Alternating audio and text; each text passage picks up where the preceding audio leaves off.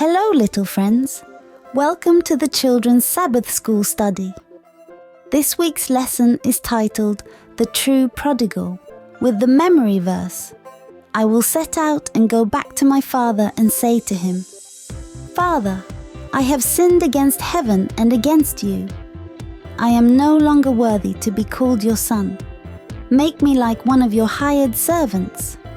Luke 15:18-19.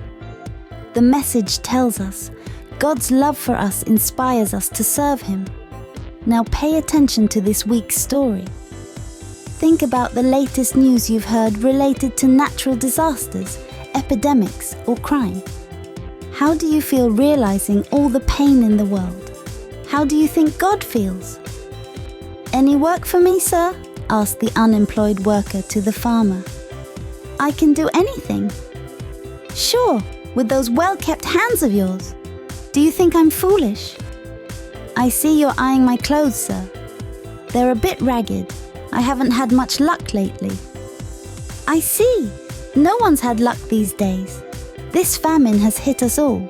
But you don't seem to have gone hungry for long, though your eyes don't shine like a farmer's either. You've surely been drinking a lot. Probably got a father somewhere staying up nights praying for you. All right, lad, I've got work. You start from the bottom with the toughest job. See there? That's the pigsty. Clean up all the manure. Take this shovel. When you're done, shake the tree branches and feed the pigs with whatever falls from them. Do you accept or not? Yes, I accept, sir. The young man, with his proud shoulders slumped, walked slowly towards the pigsty.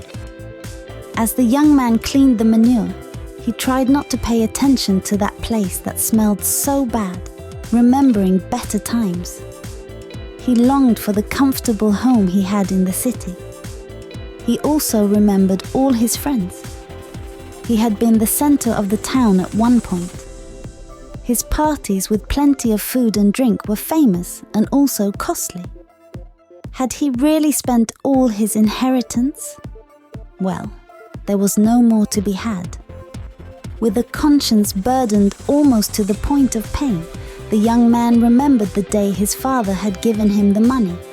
It seemed he had aged overnight. Now I understand, the young man grumbled to the pigs. Dad knew this would probably happen.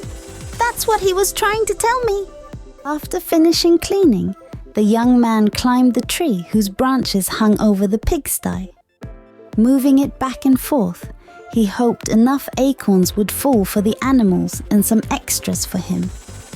But when his sore legs touched the ground, the pigs had already finished everything. That's when the first memories of home cooking painfully surfaced in his mind. He wondered what they were eating at home. His father was a considerate, uncommon master who invited workers to eat at his table. Not like the miserable farmer he now had as a master. My father is a special man, the young man muttered. If only... No, I couldn't do that.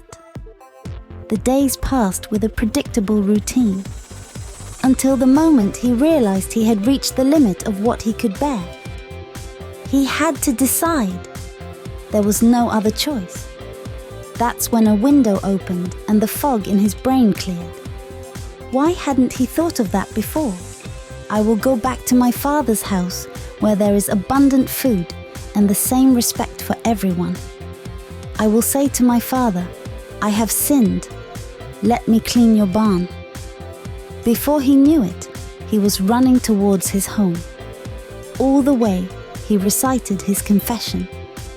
Father, I have sinned against heaven and against you. The father saw his son coming from afar down the road and ran to meet him. The old man seemed not to pay attention to the young man's heartbreaking confession. Then he took the boy inside, asked for an expensive cloak to cover his ragged clothes, and organized a splendid homecoming feast. This son of mine was dead and is alive again. He was lost and is found, the father repeated over and over. Not even the piercing jealousy of the older brother could steal the father's joy.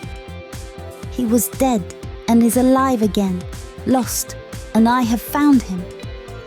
This is a story that revolves around the theme of grace. The sinner reaches the most extreme situation, but the Father never stops loving him. Grace always reminds us of God's abundant love.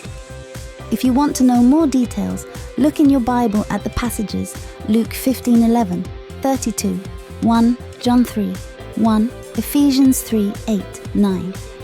You can also find more in Words of Life from the Great Teacher in chapter 16. Support this content by sharing and subscribing to the channel. May God bless you abundantly. See you next week.